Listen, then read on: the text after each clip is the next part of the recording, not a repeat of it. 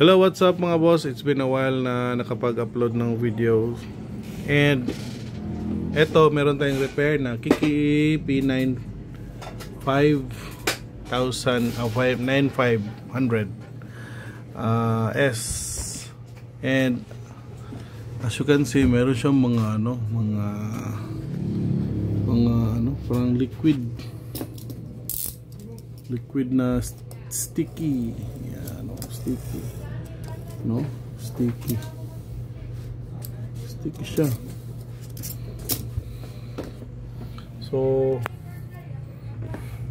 send ko yung i-post ko yung yung video before nito. Picture. So ito yung loob. Pero meron siyang mga residue ng some kind of a liquid. So nag-send ako kay customer kung bakit meron mga ganito, pero nagdududa na ako na to, parang liquid juice ng smoke machine. So nag-confirm si customer na galing daw to sa club. Grabe, no?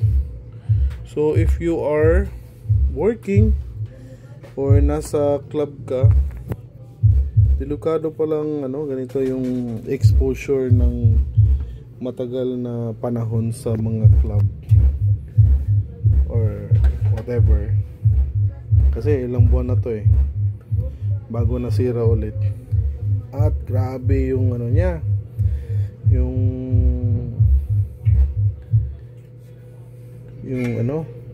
dumi. Ito meron mga liquid yan, siya, tsaka madikit, sticky. Yan meron siyang mga ganito yan sticky substance na may sunog na yung niya, yung amoy parang talaga nga parang sa smoke machine yung amoy. Yan, meron siyang mga liquid residue. So, delikado pala to, no? Pag ikaw nasa nagtatrabaho ka sa mga closed area, air conditioned area, tapos you are exposed with the smoke machine or other stuff na naka-enclose lang sa area doon, yun, delikado. Ito, nilinis ko, nilabhan ko. Yan. Dito, grabe to dito. Kanina. Dyan yan. So, yan, for testing na.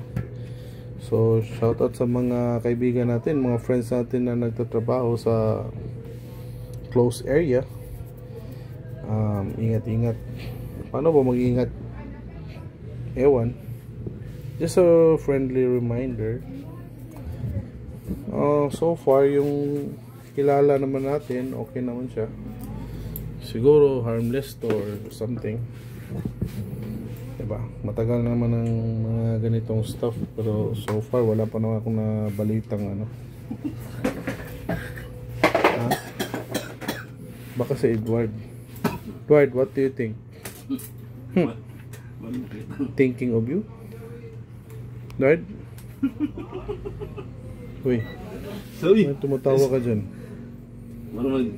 Sama pa.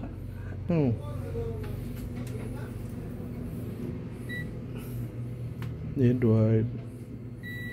Busy si Edward. Ang katapat lang niya, Yakult. Yan. Okay. So, yan. What else? Nag-cause yan ng sira. Nasira yung unit. Nagmo-moist kasi. Meron kaya conduction to?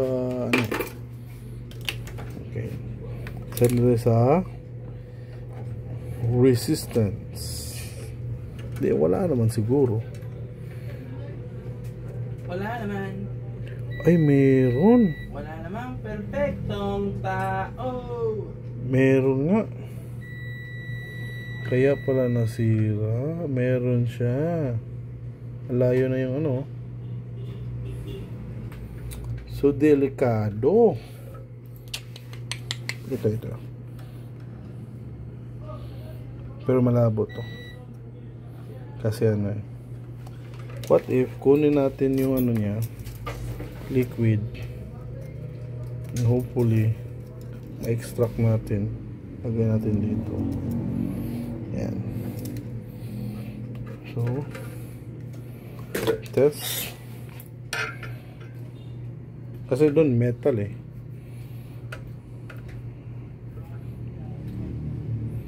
So yan.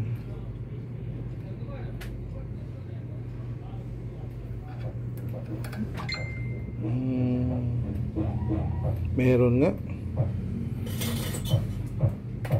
Meron nga siyang reading oh. Merong 1.1 mega ohm. So nag-i-interfere to sa ano. Kasi nung na-repair ko to, eto basa to sa ano, dito basa. Ayan naman dito. Side na to. So check nyo na lang yung mga, eto tatanggalin ko pa to eh. As for now hindi siya sira, so I'll just open this one. Tanggalin ko kasi meron siyang residue dito. So baka ma-mute tayo kasi may background music, di ba? Sige, bye. Thank you for watching, and Edward is the Guapo. Tisoy. Yeah.